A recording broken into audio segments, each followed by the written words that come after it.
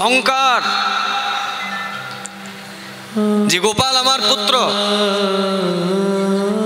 আমি ওকে বাঁধবো না, মানে আমি ওকে বাঁধবই বাঁধবো।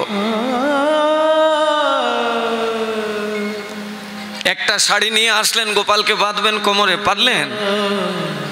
2 আঙ্গুল কমে যায়। গিট্ট দেবেন, 2 আঙ্গুল কম, বাঁধতে পারেন না।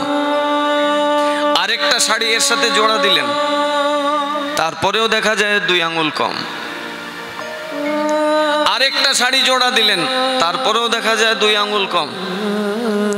নিজের ঘরে যা কিছু কাপড় ছিল সব একটার সাথে একটা জুড়ো দিলেন, তাও ওই ছোট্ট গোপালকে বাঁধতে পারে না।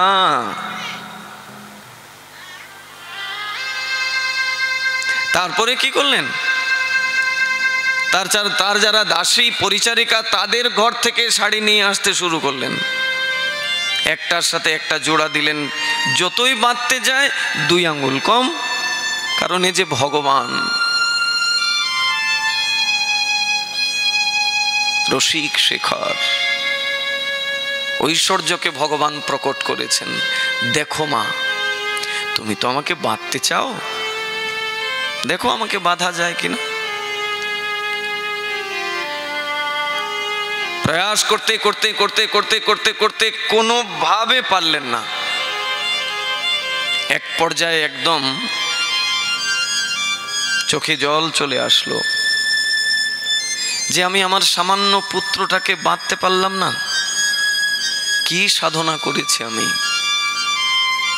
এই যখন অনুতাপ আসতে শুরু করলো, অনুশোচনা আসতে শুরু করলো, স্ববন্ধন, ভগবান নিজের ইচ্ছায় তখন বন্ধন স্বীকার করলেন। ওই 2 আঙ্গুল মানে ভক্তের আগ্রহ, জীবের আগ্রহ আর ভগবানের করুণা, এই 2 আঙ্গুল। আপনার ভেতরে আগ্রহ না থাকলে বিগ্রহ কোনোদিন প্রকট হবে? ও মাটির মূর্তি, মাটির মূর্তিই থাকবে।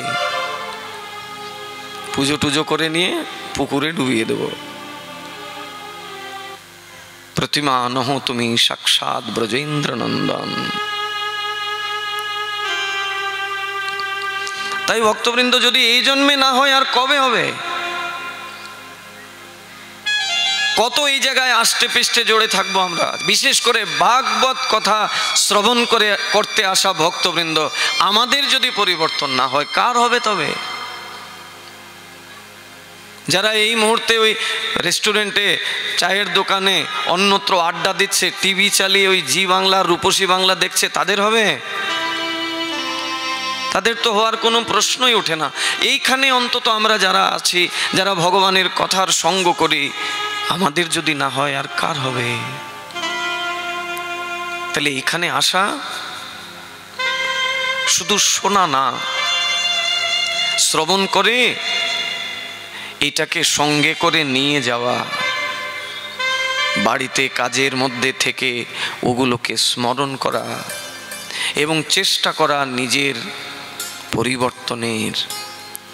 মায়ের গর্ভ থেকে কেউ কিছু শিখে আসেনি, সঙ্গের দ্বারাই সকলকে শিখতে হয়। অতএব ভক্তবৃন্দ, মৃত্যু মুখে আমরা দাঁড়িয়ে আছি। আমরা সবাই মৃত্যু পথের পদযাত্রী, আমরা সবাই মৃত্যু পথের পথযাত্রী। সময় অনেক চলে গিয়েছে, এখন ভগবানের হয়ে যেতে হবে। সংসারকে ভালোবাসা, তাতে ভগবানের কোনো কষ্ট নাই, কিন্তু যখন সংসারের মধ্যে আমরা ডুবে যাব, যখন ভগবানের সাথে আমার কোনো সম্বন্ধ থাকবে না, সেখানেই সমস্যা। তারপরেও তো ভগবান কত করুণাময় দেখুন, তারপরেও ভগবান চায়, ও তো আমাকে ভুলে গিয়েছে, কিন্তু আমার তো ভুললে হবে না, ওরে তো আমার কাছে আনতে হবে। ভগবান কি করেন?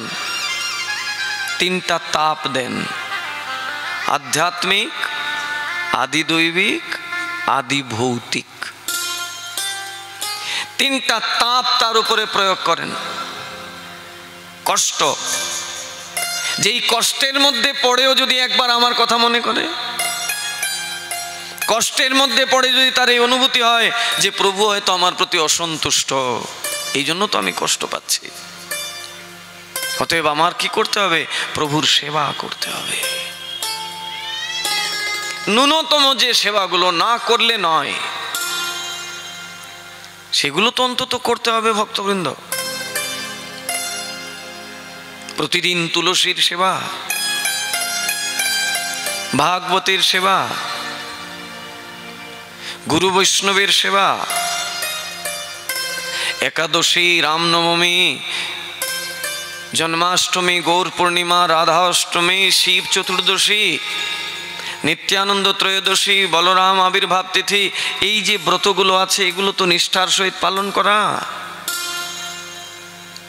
মাসে 2টো একাদশী, বছরে 24টার বাকি অন্যান্য ব্রত টত মিলে প্রায় ধরুন 30 থেকে 35টা,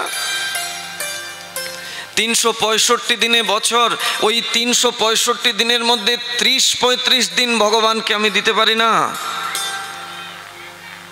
তাহলে কেমন করে আমি তার কাছ থেকে আশা করতে পারি যে তিনি আমাকে কৃপা করবেন? কৃপাটা তরল বস্তু, এটা কখনো চিবিয়ে চিবিয়ে খাওয়া যায় না। প্রসাদ মানে কৃপা, আশীর্বাদ মানে তরল বস্তু। এটা আপনা আপনি আপনার মধ্যে আসবে। যেভাবে সমুদ্রের জল নিম্নগামী, নদী নালা খাল বিলে নেমে আসে সমুদ্রের জল, ভগবানের কৃপাটাও নিচু। যে যত নিচু হতে পারবে ভগবানের কৃপা তত তার কাছে চলে আসবে। এই অহংকার রূপী মাথাটা সাধু চরণে নোয়ায় না, ভগবানের চরণে নোয়ায় না। ভগবানের কথা যখন বদ্ধ জীব কায় মনোবাক্যে শ্রবণ করে, তখন তার হৃদয় দ্রবীভূত হয়, তখন তার অনুশোচনা আসে তার কৃতকর্মের জন্যে। এছাড়া অন্য কোনো উপায় নাই। তাই যিনি যত বেশি কথার দিকে নিজেকে রাখবেন, তত বেশি তিনি ভগবানের কাছে যেতে পারবেন। আমরা কত কিছু শুনেছি এই 6 দিনের মধ্যে, কিন্তু বেশিরভাগই অনেকে ভুলে গেছেন। আর তাছাড়া সবাই তো ওইভাবে আসেনও নি। এই গত পরশু থেকে শুরু হলো এই ভিড়, তার আগে তো প্রায় ফাঁকা ময়দান। সেখানে একজন ঋষি সারা জীবন তপস্যা করেছেন, মায়ার হাত থেকে নিজে বাঁচাবেন বলে জলের নিচে গিয়ে তপস্যা করেছেন। সেখানে দেখা গেল তপস্যা করে ভগবানকে পেয়েও ছিলেন, কিন্তু পেয়েও নিজেকে রক্ষা করতে পারেননি। সামান্য 2টি মৎস্যের ক্রীড়া দর্শন করে নিজেরই বিবাহ করার বাসনা জেগে গেছিল এবং 50টি কন্যার সাথে বিবাহ করেছেন, 500 সন্তানের বাবা হয়েছেন। রাধে রাধে।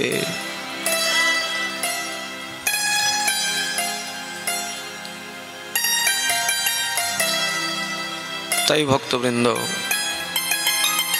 কর্মের দ্বারাই তাকে প্রাপ্ত হতে হবে। ওই সব কথা বাদ দেন। যারা এইসব কথা বলে না যে আমরা গৃহস্থ লোক, কর্মই ধর্ম, এগুলো সব হচ্ছে গোজামিল কথা, মন গড়া কথা, তার মনের মতো করে কথা বলে দেওয়া। এই কথার পাল্লায় যদি পড়েন তাহলে জীবন শেষ। বলে সংসার মানুষ, সংসারী মানুষ, কর্মই ধর্ম। তারে একটু বলবেন, বাবা কোন কর্ম ধর্ম? গীতায় নাকি কর্মযুগে বলেছেন, একটু শুনে দেখান তো আমাদেরকে।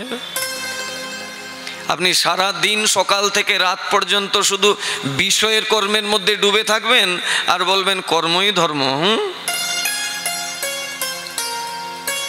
সারা দিনের মধ্যে 12 ঘন্টাও যদি ধরেন, 12 ঘন্টা তো আর কেউ ঘুমায় না, ধরে নিলাম 12 ঘন্টাই ঘুমিয়েছেন, জেগে তো 12 ঘন্টা ছিলেন। ওই 12 ঘন্টার মধ্যে কতটা সময় ভগবানকে দিয়েছেন আর কতটা সময় নিজের জন্য দিয়েছেন? আপনি যে বলছেন কর্মই ধর্ম, নিজেকে নিজে প্রশ্ন করতে হবে। অনেক কথা ভক্তবৃন্দ। আবার যদি মহাপ্রভুর কখনো কৃপা হয়, আপনাদের মতো এরকম রসিক ভক্তজনের সঙ্গ করার সৌভাগ্য আবার যদি কখনো হয়, তাহলে অনেক কথা যত শুনবেন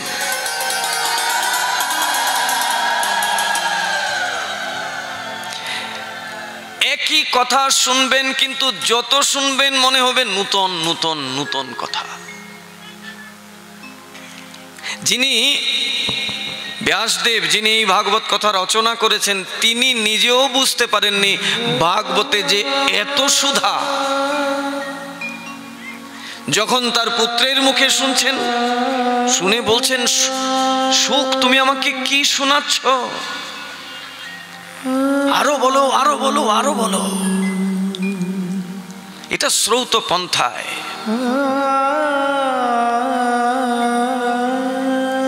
যত শ্রবণ করছেন বলছেন, পুত্র আরো শোনাও আরো শোনাও আরো শোনাও আমাকে। এই যে এত রসমালয়ম, আগে তো আমি জানতাম না। এটাই তো ভাগবত। সেই ভাগবতে একটি চরিত্র দেখিয়েছেন অজামিল। নামের মহিমা শুনবো তো? দেখুন নামের মহিমা। অজামিল চরিত্র।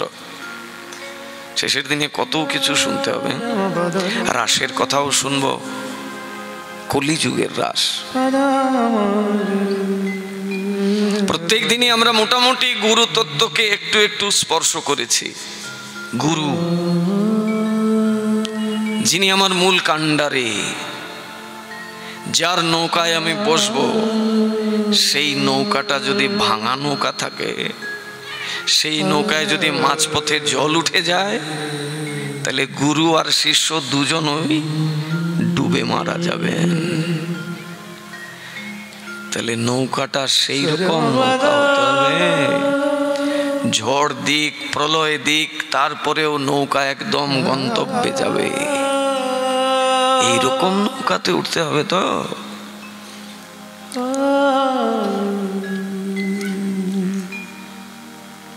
অনেকে বলে, আচ্ছা যদি দীক্ষা ছাড়া এমনি আমরা সাধন ভোজন করি, সেটা কি বৃথায় যাবে? যদি আপনার সাধনার মধ্যে সেই কঠোরতা থাকে, তবে একদম বৃথায় যাবে না। কিন্তু সাধনার যে ফল, সেটা পুরোটা আপনি পাবেন না। তাছাড়া সাধনার শিক্ষা তো গুরুদেবের কাছ থেকেই জানবেন, জেনে তারপরে না আপনি করবেন।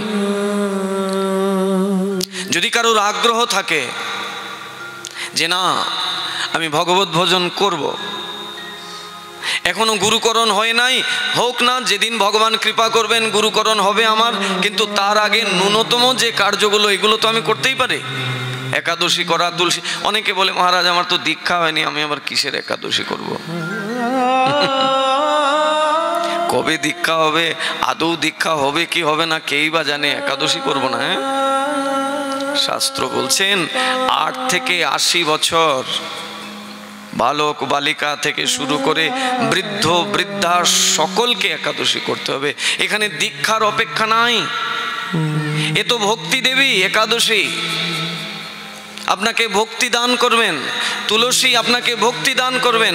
সতী নারী, তার সঙ্গ করলে আপনার মতো অসৎ ব্যক্তি সৎ হয়ে যাবে। এই জন্য তো এটাকে কণ্ঠে ধারণ করা, এই জন্য তো তাকে প্রত্যেক দিন সপ্ত প্রদক্ষিণ করা। সতের সঙ্গ না করলে সৎ হওয়া যাবে কখনো? অনেকে বলে, মহারাজ আমি তো মাছ খাই, মাংস খাই, আমি কেমন করে তুলসী ধারণ করব? তা যদি এমনই তুলসীর প্রতি আমার ভালোবাসা থাকে, তাহলে এটাকে ছাড়তে পারি না কেন? তার মানে তুলসীর চাইতে ওইটারে বেশি ভালোবাসি? নিজেই তো নিজের কাছে ধরা পড়ে গেলেন। জিভার লালসায় জীব ইতিউতি ধায়, কৃষ্ণধর পরায়ণ কৃষ্ণ নাহি পায়। জিভার এই লকলকানিটাকে বন্ধ করতে হবে, ওটার মধ্যে প্রসাদ দিতে হবে। প্রত্যেক দিন তুলসীর সেবা, 4 বার প্রদক্ষিণ করা মহামন্ত্র করে করে। এই তুলসীর সঙ্গ যে করবেন, তুলসীর যে পরিক্রমা করবেন, তিনি তো ভক্তি দেবী, আমাকে ভক্তি দেবেন। আর কি করবেন? আমার অসৎ প্রবৃত্তিকে তিনি নষ্ট করবেন। কত বড় সৎ চিন্তা করতে পারেন, কত বড় সতী নারী তিনি, ভগবানকে অভিশাপ দিয়ে শিলা বানিয়ে দিতে পারেন। শালগ্রাম শিলা ব্রাহ্মণরা যে নিয়ে আসে আর পুজো করে, কোথা থেকে এসেছে? এই তুলসীর অভিশাপ। ভগবানকে অভিশাপ দিয়ে শিলা শালগ্রাম বানিয়ে দিয়েছেন, ভগবানও তথাস্তু।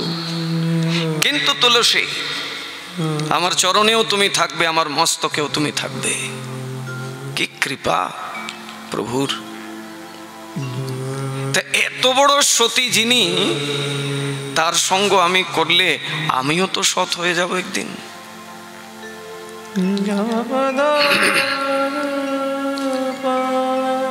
এই যে ন্যূনতম কার্যগুলো, এগুলো দীক্ষা ছাড়াও আমি করতে পারি। তুলসী ধারণ করা, তুলসী পরিক্রমা করা, প্রতিদিন তুলসীতে একটু জল দেওয়া, একটু পুষ্পদান করা, তুলসীর মৃত্তিকা একটু মস্তকে ধারণ করা, প্রসাদ গ্রহণ করা। বলবেন দীক্ষা তো হয় নাই, ভগবানের ভোগ দিলাম না, প্রসাদ হলো কিভাবে? অন্তত অভ্যাসটাকে তো নিয়ে আসুন। অমেধ্য কুমেধ্য পরিত্যাগ করে সাত্ত্বিক আহার গ্রহণ করুন। একাদশী ব্রত শুরু করুন, দীক্ষা হোক চাহে নাই হোক। এই কর্মগুলো করতে করতে কি হবে? প্রত্যেক দিন বাড়িতে বসে গীতা অধ্যয়ন করুন, আপনার সুবিধা মতো সময়। আপনি যখন সুবিধা পেয়েছেন, না এটা করব না, কি করব? ওই লাল কাপড় দিয়ে পেঁচিয়ে ওই ভগবানের চরণে রেখে দেব, আর প্রত্যেক দিন একটু ফুল আর তুলসী আর চন্দন দেব। বইটা একবার বাড়িতে গিয়ে খুলে দেখবেন কত পোকা যে ভেতরে আছে, কত পাতা যে খেয়ে ফেলেছে ওই পোকা। এই কি ভক্তি ভগবানের প্রতি আমাদের? ভগবান কি ওইটারে ওই লাল কাপড় দিয়ে পেঁচিয়ে তার চরণে রেখে দেওয়ার জন্য এই উপদেশ করেছিলেন অর্জুনকে? কুরুক্ষেত্রের ময়দানে অর্জুনকে উপলক্ষ করে ভগবান যে তার মুখনিসৃত প্রসাদ দান করেছিলেন, এটাকে কি ওই বাক্সবন্দি করে রাখার জন্য? অর্জুন তো আমি, আপনি, আমরা সকলে। আমাদেরকে উদ্দেশ্য করে ভগবান বলছেন কি কর্তব্য আমাদের। প্রতিদিন বাড়িতে গীতা অধ্যয়ন করুন, তুলসীর সেবা করুন, একাদশী অন্যান্য ব্রত আদি পালন করুন। এগুলো তো ন্যূনতম কার্য, এগুলো বৃথায় যাবে না। আর ভগবানের কাছে প্রণাম করে করে বলতে হবে, প্রভু আমি তো কিছু জানি না, নির্বোধ। কার চরণে গেলে পরে আমি তোমার কাছে আসতে পারবো, তুমি নিজে নির্ণয় করে দাও। এবার হয়ে গেল ভগবানের দায়িত্ব, আপনি তাকে দায়িত্ব দিতে হবে। তো যখন ভগবানের কাছে দায়িত্ব দিয়ে দেবেন, তখন ভগবান তিনি ঠিক আপনাকে জায়গা মতো পৌঁছিয়ে দেবেন। ধ্রুব মহারাজ তার মায়ের কর্কশ কথা শ্রবণ করে নিজেকে সামলাতে পারেননি। তার বাবার কোল থেকে তার বিমাতা তাকে নামিয়ে দিয়েছে, নামিয়ে তো দিয়েছে, আরো কর্কশ কথা বলতে শুরু করেছে। তোর এত বড় সাহস, তুই বাবার কোলে গিয়ে বসেছিস, আর যেন কোনোদিন না দেখি। তোর এই বাবার কোলে বসতে গেলে সাধনা করে আমার গর্ভ থেকে জন্ম নিতে হবে, তবে গিয়ে ওই বাবার কোলে বসতে পারবি।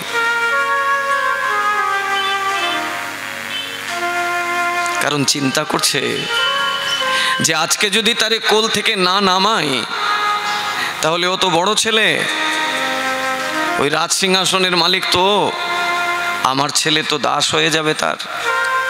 আগে থেকে পথ পরিষ্কার করছে। কারণ রাজার ছিল 2 নারী, রাজা উত্থানপাতের 2 নারী, একজনের নাম সুনীতি, একজনের নাম সুরুচি।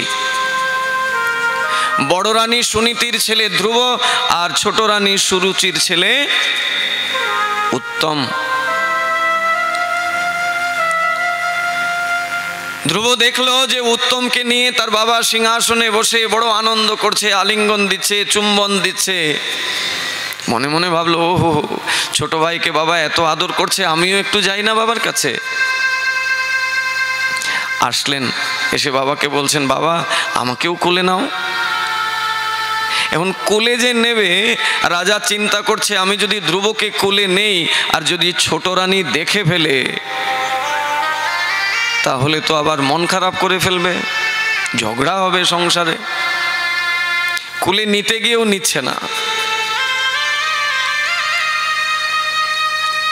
ছেলে মানুষ তো আর কতক্ষণ থাকবে এরকম, নিজের চোখের সামনে দেখছে এক ভাইকে এত আদর করছে, ও কি করে খালি বাবাকে ধরে টানে, আমাকেও নাও আমাকেও নাও।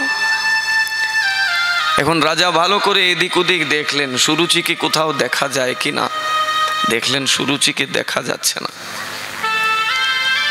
ধ্রুবকে কোলে নিয়ে নিলেন। যেই কোলে নিয়েছেন সঙ্গে সঙ্গে সুরুচি এসে টান মেরে রাজার কোল থেকে ধ্রুবকে নামিয়ে দিয়েছে। নামিয়ে দিয়ে বলছে, তোর এত বড় সাহস, তুই রাজার কোলে গিয়ে বসেছিস, আর যেন কোনোদিন রাজার কোলে না বসিস। আর যদি এমনই তোর রাজার কোলে বসার ইচ্ছা থাকে তাহলে এই জন্মে হবে না, কঠিন তপস্যা করে আমার গর্ভ থেকে আবার তোকে জন্ম নিতে হবে, তবে গিয়ে ওই রাজার কোলে বসবি। বাচ্চা শিশু ধ্রুব, সে কি আর এত কিছু বোঝে নাকি? কান্না করে করে করে করে নিজের মায়ের কাছে এসে হাজির হয়েছে। সুনীতির কাছে এসে কান্না করে করে বলছে, মা গো, আমাকে বিমাতা আজকে খুব কষ্ট দিয়েছে। বলে, কি কষ্ট দিয়েছে? বলছে, আমি বাবার কোলে বসেছিলাম, কোল থেকে তো নামিয়েও দিল, আরও আমাকে কত কথা শুনিয়ে দিল। বলল যে আমি ওই কোলে আর কোনোদিন যেন না বসি, ওই কোলে বসতে গেলে নাকি সাধনা করে তার গর্ভ থেকে পুনরায় জন্ম নিতে হবে। ধ্রুব ভেবেছিল মাকে যদি বলে তাহলে মা গিয়ে বোধহয় সুরুচিকে দু চারটা কথা শোনাবে, কিন্তু মা তো সেই রকম মা, আমাদের মতো না। একটু পান থেকে চুন কষলে একদম গামছা বেঁধে লেগে যায় মার করতে। বাড়িতে 3 বউ, ওহো, প্রত্যেক দিন ঝগড়া।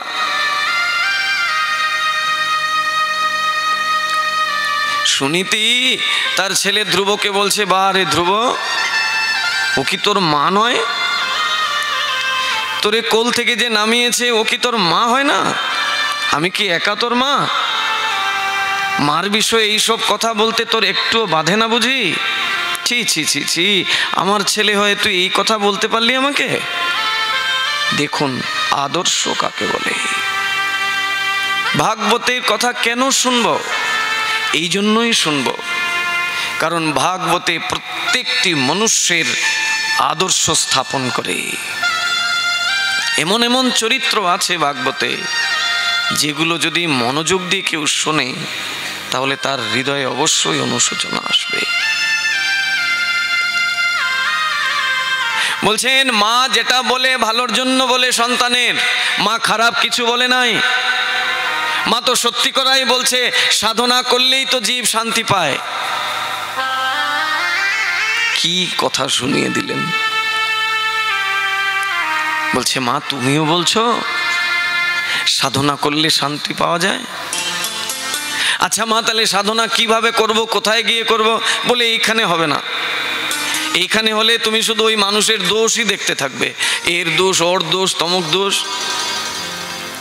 এই বয়সেই যেহেতু তোমার দোষ দেখার অভ্যাস হয়ে গেছে, সবার মধ্যেই দোষ দেখবে, তাই এখানে থাকার দরকার নাই। বলে, তাইলে মা কি করব?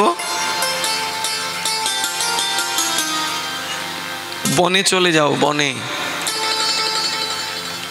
অরণ্যে গিয়ে তপস্যা করো। সেখানে সাধু সন্তরা তপস্যা করে, তাদের তপস্যা দেখলে তোমারও তপস্যা করবার ইচ্ছা আরো বৃদ্ধি পাবে। সংসারে থেকে হবে না। ধ্রুব বলছেন, মা আমি যে জঙ্গলে যাব, কি তপস্যা করব, আমি কি জানি কি তপস্যা করব? বলছে অত চিন্তা তোমার করতে হবে না, বনে যাও, সেখানে অনেক সাধু মহাত্মাকে পাবে। যদি সত্যিকার কোনো মহাত্মার দর্শন পেয়ে যাও, তখন তার চরণে পড়ে যাবে, পড়ে গিয়ে তার সেবা করবে, তার যত্ন করবে, এবং তার কাছ থেকে জানবে কেমন করে সাধনা করতে হয়, কার সাধনা করতে হয়। 5 বছরের একটা বালককে তার মা এই কথা শেখাচ্ছেন, আর বালকও মায়ের কাছ থেকে এই কথা শুনে। আপনাদেরকে বিশেষভাবে অনুরোধ করব, বিশেষ করে যারা সামনে বসে আছেন, যদি খুব বেশি দরকার থাকে আপনাদের বাড়িতে যাবার, দয়া করে এখন চলে যাবেন, আর নচেত এখানে বসে কথা শ্রবণ করবেন। কথার মাঝখান থেকে উঠে যাওয়াটা কথাকে অবজ্ঞা করা, ভগবানকে অবমাননা করা, এটা ভালোভাবে জানতে হবে। আমরা যখন শ্রবণ করতে আসব, কিছু কিছু ন্যূনতম সাবধানতা অবলম্বন করতে হবে। এটা খামখেয়ালের বিষয় না যে ওই কীর্তনে, ওই কীর্তনগুলোতে ওরকমই হয়। আপনাদের এখানে জানি না, বাংলাদেশে যে কীর্তনগুলো হয় না, ওই কীর্তনে যত লোক তার চাইতে বেশি লোক দেখবেন মেলাতে, আর এর চাইতে আরো বেশি ওই খিচুড়ির প্যান্ডেলে। ওই 10 মিনিট এসে কীর্তন শুনবে, শুনে ওই বাচ্চাদেরকে নিয়ে ওই পাঁপড় কিনবে, ওই মেলার দোকান থেকে এটা কিনবে, আর ওই খিচুড়ি খাবে, আর সঙ্গে আরো 2-4টা পোটলাও নিয়ে আসবে, ওই পোটলার মধ্যে খিচুড়ি ভরবে, বাড়িতে নিয়ে যাবে। এটা তো এই জায়গা না। আর এই জায়গায় বসে যদি একাগ্রতা নিয়ে না শুনি, তাহলে তো হরিনাম কি বস্তু এটা বুঝবো না। হরিনাম যে আমার কলিযুগের সর্বশ্রেষ্ঠ সার, এটাই যে আমার মূল ধর্ম, এটার দ্বারা যে সব কিছু হয়ে যাবে, ধ্যান, তপস্যা, অর্চন আদি সব কিছুর ফল হরিনাম থেকে পাওয়া যাবে, এটা তো শুনতে হবে মনোযোগ দিয়ে। তাই যাদের মধ্যে যাওয়ার খুব প্রবণতা আছে, পেছনে বসতে হবে। ধ্রুব মহারাজ মাকে বললেন, তাহলে মা আশীর্বাদ করো, আমি জঙ্গলে যাই। জঙ্গলে হিংস্র হিংস্র পশুরা থাকে। এই বাচ্চা শিশু সে মায়ের কথা শুনে বলছে, মা তাইলে আমাকে কৃপা করো, আমি জঙ্গলে গিয়ে সাধনা করি। আর মাও কেমন মা, বলছে যাও সৎকর্ম করো, সৎকর্মেতেই শান্তি পাবে। এই যে তোমার মনের মধ্যে কষ্ট ঢুকে গেছে, তোমার মা তোমার বাবার কুল থেকে তোমাকে নামিয়ে দিয়েছে, এই কষ্ট জীবনেও থাকবে না। এর চাইতে যত বড় কষ্ট আসুক জীবনে, কষ্ট দেখেও তোমার আনন্দ হবে, দুঃখ হবে না। তার জন্য সাধনা করতে হবে। যাও যাও জঙ্গলে। একটু কি মায়ের মনে এই চিন্তা আসলো না যে এই বাচ্চা শিশু জঙ্গলে যাবে, সেখানে কত হিংস্র পশুরা আছে, যদি আমার ছেলেকে খেয়ে ফেলে, মেরে ফেলে? না, কারণ সুনীতি সে তো জানে যে এ তো সৎ উদ্দেশ্যে যাচ্ছে সাধনা করার জন্যে, অতএব তাকে রক্ষা করবেন ভগবান, তার তো কোনো ক্ষতি হতে পারে না। চলে আসলেন জঙ্গলে। এসে ওই যে মা বলেছে যে ওইখানে গেলে সাধু সন্তকে পাবে, তাদের চরণে পড়বে, পড়ে জিজ্ঞাসা করবে, তখন তিনি বলে দেবেন। এখন খুঁজছে খুঁজছে খুঁজছে খুঁজছে, একদিন সকালবেলা সত্যি সত্যি এক সাধুকে পেয়ে গেল। সাধুকে পাওয়া মাত্র সাষ্টাঙ্গে প্রণাম করছেন। সাধু বাবা এক শিশুকে দেখে খুলে তুলে বলছেন, বাবা তোমার কি পরিচয়? তুমি এই জঙ্গলে কি করো? বলে, আমি জঙ্গলে এসেছি, আমার মা পাঠিয়েছে, আমি সাধনা করতে এসেছি। সাধনা করতে এসেছো? তোমার নাম কি, কি পরিচয়? বলছে, আমি রাজা উত্থানপাতের ছেলে, আমার নাম ধ্রুব। নারদ বলছেন, যাও, এই বয়সে কি আর ভজন সাধন হয়? বাড়িতে চলে যাও, এখানে কত হিংস্র হিংস্র পশুরা আছে, কবে খেয়ে নেবে তোমাকে।